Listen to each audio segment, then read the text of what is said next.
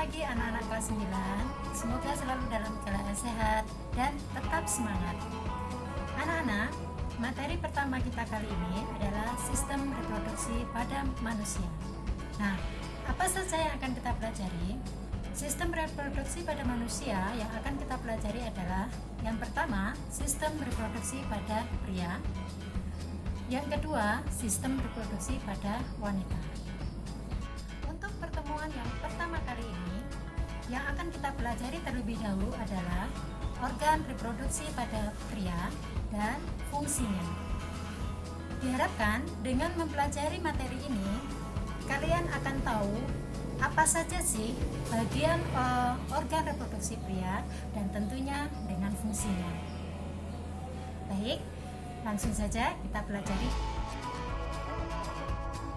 Selamat datang dalam materi awal pelajaran IPA semester 1, yaitu sistem reproduksi pada manusia. Sistem reproduksi pada manusia terdiri dari dua, yaitu sistem reproduksi pada pria dan sistem reproduksi pada wanita. Sebelum masuk ke materi organ reproduksi pada pria, maka kita akan pelajari dulu tentang pembelahan mitosis dan meiosis. Pembelahan mitosis dan meiosis yaitu mitosis adalah pembelahan sel yang menghasilkan 2 sel anakan. Sedangkan pembelahan meiosis adalah pembelahan sel yang menghasilkan 4 sel anakan. Pembelahan mitosis terdiri dari 4 tahap. Yang pertama, profase, kemudian metafase, anafase, dan telofase. Profase yaitu tahap di mana ditandai dengan serat kromatin yang terkumpul lebih rapat, inti sel akan menghilang, dan kromosom yang terduplikasi terlihat sebagai kromatid yang sama. Selanjutnya, metafase.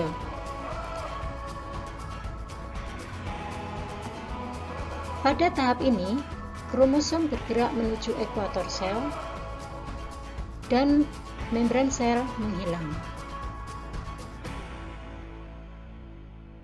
Tahap selanjutnya yaitu anafase. Anafase terjadi ketika kromatid-kromatid yang bersaudara akan memisahkan diri dari sentromer dan setiap kromosom akan ditarik ke kutub masing-masing. Kemudian, tahap yang terakhir pada mitosis yaitu tahap telofase. Telofase terjadi pada saat 2 nukleus akan terbentuk dalam sel dan kromosom akan terlepas. Kemudian, pembelahan meiosis. Pembelahan meiosis terjadi dengan waktu yang lebih lama dibandingkan dengan pembelahan mitosis. Hal ini terjadi karena prosesnya yang lebih kompleks.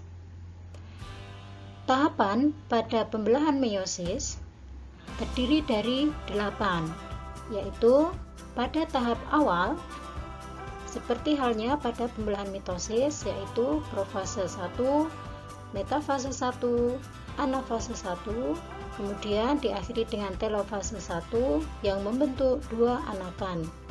Kemudian dilanjutkan, masing-masing 2 anakan ini tadi mengalami proses profase kedua, metafase kedua, anafase kedua, dan diakhiri dengan tahap telofase kedua yang membentuk 4 sel anakan.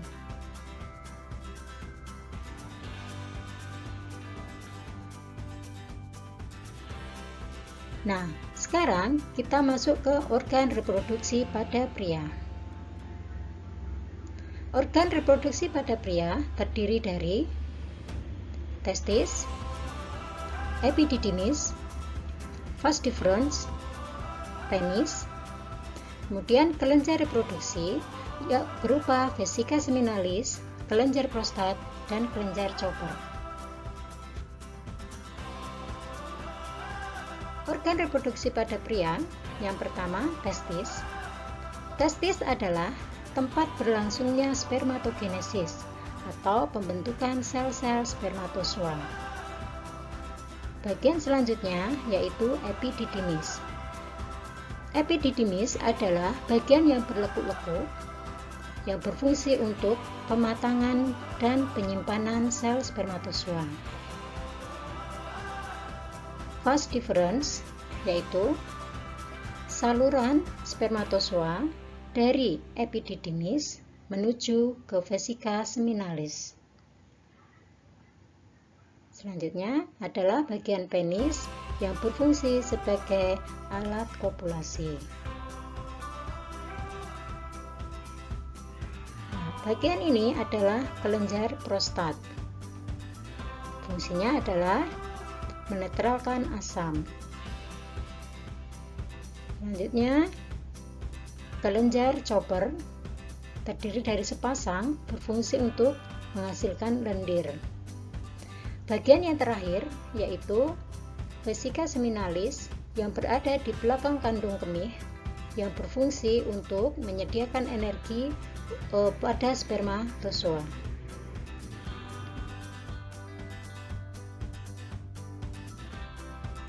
Apa itu spermatogenesis? Pada organ reproduksi laki-laki ada bagian tadi yang disebut dengan testis. Testis itu adalah tempat berlangsungnya spermatogenesis atau disebut dengan proses pembentukan spermatozoa. Pada proses spermatogenesis terjadi pada testis, kemudian dimulai saat pubertas dan biasanya berlangsung sampai tua. Hasil akhirnya yaitu dihasilkan 4 sel spermatozoa atau sperma. Diawali dengan proses spermatogonium yang mengalami pembelahan secara mitosis membentuk spermatosit primer. Kemudian spermatosit primer membelah secara meiosis membentuk 2 sel anakan yaitu spermatosit sekunder.